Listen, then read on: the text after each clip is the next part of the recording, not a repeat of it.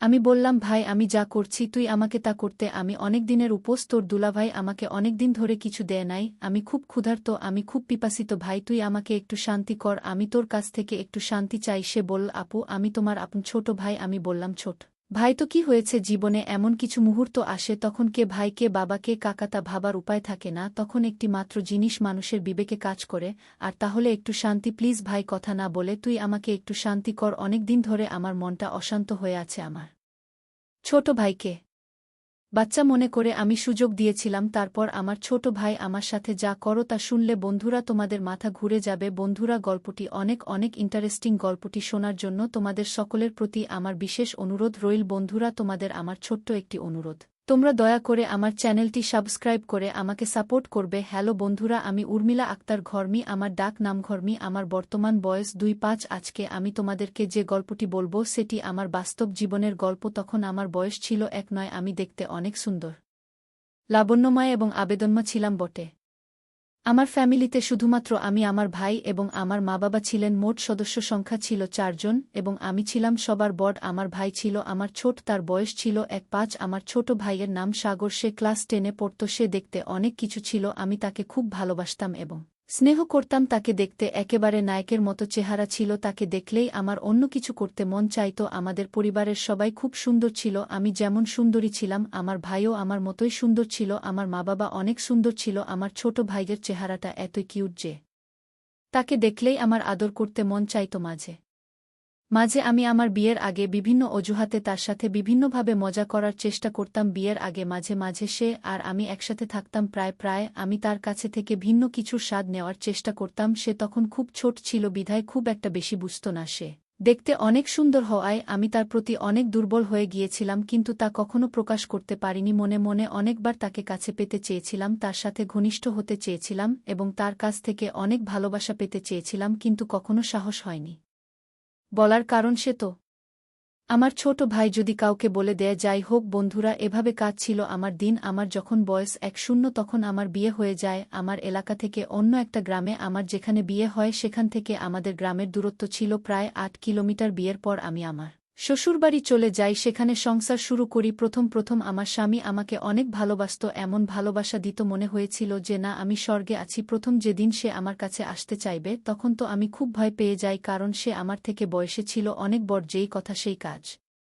প্রথম দিন সে আমাকে এমনভাবে দিয়েছিল আমার কাছে মনে হয়েছিল যেন আমার দম বন্ধ হয়ে যাওয়ার মতো অবস্থা হয়েছিল। বিয়ের 2-1 মাস আমার খুব ভালো লাগছিল, সে আমাকে খুব শুকিয়ে রাখছিল, কিন্তু এই সুখ আমার আর বেশিদিন রইল না। আমার কপাল খুবই খারাপ ছিল যে আমার বিয়ের কিছুদিন পরেই আমার স্বামীর গোপন একটি রোগ ধরা পড়ে, যার কারণে আমার স্বামী আমার কাছে ঠিকমতো আসতে চাইত না, আমাকে ভালোবাসতে চাইত না, আমার প্রতি তার কোনো ফিলিংস কাজ করত না, আর মাঝে মাঝে আমার সাথে খুব খারাপ আচরণ করত। আমার স্বামীর এই আচরণে আমি খুব কষ্ট পেতাম। আমি জানি না সে কেন আমার সাথে এরকম আচরণ করত। তার আচরণে আমি অনেক পরিবর্তন লক্ষ্য করি। আস্তে আস্তে তার সাথে আমার দূরত্ব বাড়তে থাকে, সে আর আগের মতো আমাকে ভালোবাসে না। রাত হলেই সে কোনো না কোনো অজুহাতে আমার কাছ থেকে দূরে থাকতে শুরু করে। আমি যখনই তার কাছে যেতাম ভাবতাম আজ তার সাথে সময় কাটাবো, আজকে আমরা স্বামী-স্ত্রী মিলে একটু রোমান্টিক সময় পার করব, কিন্তু আমি চাইলে কি হবে তাতে তার কোনো সাড়া পায়নি। আমি যতই তার কাছে যেতে চাইতাম সে আমার কাছ থেকে বিভিন্ন অজুহাতে অনেক দূরে থাকতে শুরু করল। সে এখন আমাকে বিন্দুমাত্র সময় দেয় না। তার আচরণে এতটা পরিবর্তন দেখে আমি খুব বিস্মিত হয়ে আমাকে ভালোবাসার তার মধ্যে কোনো আকাঙ্ক্ষা নেই। রাতে কিংবা দিনে সে কখনোই আমার সাথে আকর্ষিত হওয়ার চেষ্টা করত না, আমাকে সবসময় সে ইগনোর করতে শুরু করল। তার এসব দেখে আমার মনে অবস্থা আরও খারাপ হতো লাগলো। তারপরেও আমি ভালো ছিলাম, যাক শত হলেও সে তো আমার স্বামী, আজ আমাকে ভালোবাসে না কিন্তু কাল তো ভাসবে একদিন। আমি ভাবলাম যেহেতু তারা আমার প্রতি কোনো টান নেই আজকে, তাহলে আমি তাকে আমার প্রতি আকৃষ্ট করার জন্য তাকে আমি নিজেই উদ্বুদ্ধ করব। আজকে আমি তার কাছ থেকে আমার অধিকার আদায় করে নেব। সেদিন রাতে আমি অনেক চেষ্টা করার পরেও তার কাছ থেকে আমি কোনো রেসপন্স পাইনি। সেদিন রাতে আমি অনেক কষ্ট পেয়েছিলাম। কষ্ট পেয়ে আমি চুপ করে আমার রুমের একপাশে বসেছিলাম। হঠাৎ টেবিলের মধ্যে একটি ডাক্তারির রিপোর্ট দেখতে পেলাম। রিপোর্টটি দেখে আমার মাথা ঘুরতে শুরু করল। সেখানে পরিষ্কার করে লেখা ছিল যে আমার স্বামীর বিশেষ হরমোন একেবারে শেষ হয়ে গেছে, সে আর কোনোদিন আমাকে সুখ দিতে পারবে না। রিপোর্ট দেখে আমি যে কি করব বুঝে উঠতে পারছিলাম না, কারণ আমার স্বামীর বিশেষত্ব নষ্ট হয়ে গেছে।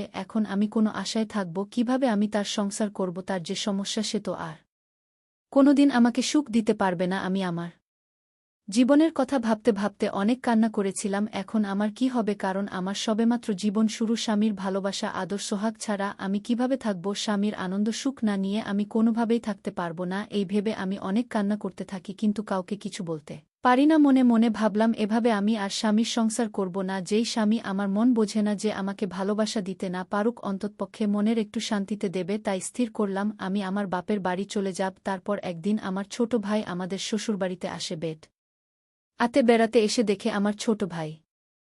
আমার মনের অবস্থা একেবারেই খারাপ। আমি বললাম, আপু তোমার কি হয়েছে? আপু বলল, কিছু হয় নাই, আর শুধু কাঁদে। আমার ছোট ভাই ভেবেছিল মনে হয় আব্বু আম্মুর কথা মনে পড়ছে, তাই আপু কাছে। তারপর আমার এই অবস্থা দেখে আমার ছোট ভাই আমার স্বামী এবং আমার শ্বশুর শাশুড়ির কাছ থেকে বলে আমার বাড়িতে নিয়ে আসে। আমি আমার বাপের বাড়িতে এসে সবসময় নীরবে বসে থাকি আর সবসময় টেনশনে থাকি। আমি টেনশনে অনেক শুকিয়ে গিয়েছিলাম, আমার চোখের নিচে কালো দাগ হয়ে গেছে। আমার ছোট ভাই আমার এই অবস্থা দেখে আমাকে জিজ্ঞাসা করতে শুরু করে, আপু তোমার কি হয়?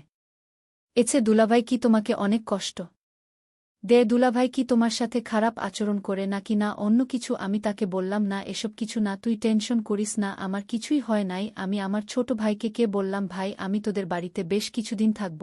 আমার ছোট ভাই বলল, আপু কিছুদিন কেন? এটা তোর বাড়ি, তুই আমাদের এখানে সারা জীবন থাকবে। ভাইয়ের কথা শুনে মনে অনেক শান্তি পেলাম। মনে চিন্তা করলাম, আমার ভাই যেহেতু আমার জন্য পাগল, আমি আমার স্বামীর কাছ থেকে যা পাইনি আমি আমার ভাইয়ের কাছ থেকে তা নেব। ভাইয়ের সরলতা, মিষ্টি ব্যবহার, উদারতা যেন আমাকে অনেক পাগল করে ফেলছে। আমি যে অনেকদিনের ক্ষুধার্ত, একদিন বিকেলে ছাদে বসে ভাবছিলাম আমার কি হবে এখন, আর কান্না করেছিলাম। ঠিক তখনই আমার ভাই সেখানে চলে আসে। আমার কান্না দেখে সে আমার পাশে বসে আমার চোখের জল মুছে দেয় আর আমার কাছে কান্নার তো কণ্ঠে জানতে চায়, কি হয়েছে আপু, আমাকে একটু বলবেন? আমি লজ্জায় কিছু বলতে পারছিলাম না। তারপরেও সে অনেক জোর করার পর আমি তাকে বলি যে, বাইরে তুই আমার ছোট ভাই, তোকে যে আমি কি করে বলি? তো দুলাভাই আমাকে আর তেমন ভালোবাসতে পারে না, তার অনেক সমস্যা, তার অনেক বড় সমস্যা। তারা আমাকে ভালোবাসার মতো কোনো ফিলিংসে থাকে না।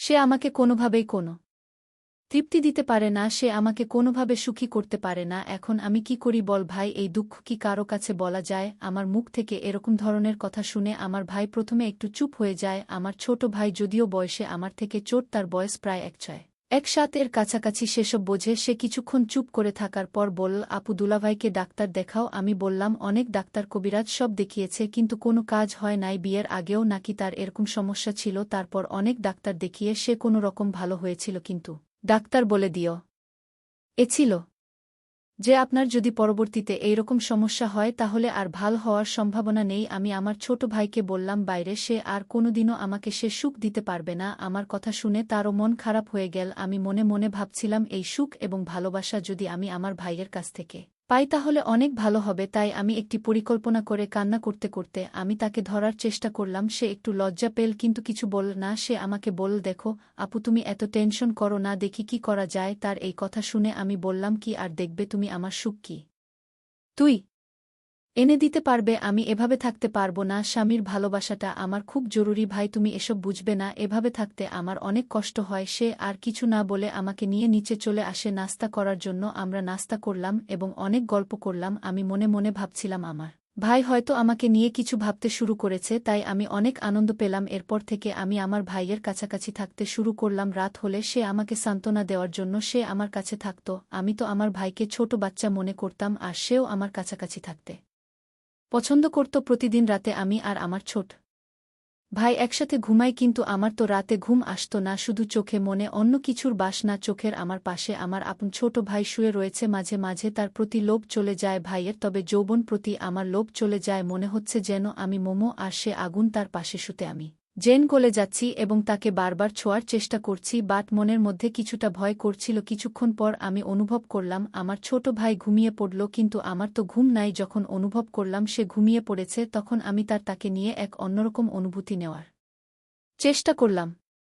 আমি যখন তাকে নিয়ে অন্যরকম কিছু করছিলাম, তখন আমি লক্ষ্য করলাম সে ঘুম থেকে উঠে গেছে। সে ঘুম থেকে উঠে বলল, আপু তুমি আমার সাথে কি করছো? আমি বললাম, ভাই আমি যা করছি তুই আমাকে তা করতে। আমি অনেক দিনের উপোস, তোর দুলাভাই আমাকে অনেক দিন ধরে কিছু দেয় নাই। আমি খুব ক্ষুধার্ত, আমি খুব পিপাসিত ভাই, তুই আমাকে একটু শান্তি কর, আমি তোর কাছ থেকে একটু শান্তি চাই। আমি বললাম, আপু আমি তোমার ছোট ভাই। আমি বললাম, ছোট ভাই তো কি হয়েছে? জীবনে এমন কিছু মুহূর্ত আসে তখন কে ভাই কে বাবা কে কাকা তা ভাবার উপায় থাকে না, তখন একটি মাত্র জিনিস মানুষের বিবেকে কাজ করে, আর তাহলে একটু শান্তি প্লিজ ভাই, কথা না বলে তুই আমাকে একটু শান্তি কর। আমার ছোট ভাইকে আমি বাচ্চা মনে করে তার সাথে আমি একটু রোমান্টিক করতে গিয়েছিলাম। সে যখন প্রথম আমাদের ওখানে আক্রমণ করেছিল তখন আমার কাছে মনে হয়েছিল আমার দম বন্ধ হয়ে যাচ্ছিল, আমার মনে হয়েছিল একটি প্রলঙ্কারী ঘূর্ণিঝড় বয়ে গিয়েছিল, আমার সবকিছু দুমড়ে মুচড়ে ফেলেছিল। সেদিন সে আমাকে অনেক সুখ দিয়েছিল বন্ধুরা। তার কিছুদিন পর বন্ধুরা আমি আমার স্বামীকে ডিভোর্স দিয়ে দিই এবং আমি আমার ছোট ভাইকে স্বামীর মতো গ্রহণ করতে থাকি বন্ধুরা। জেস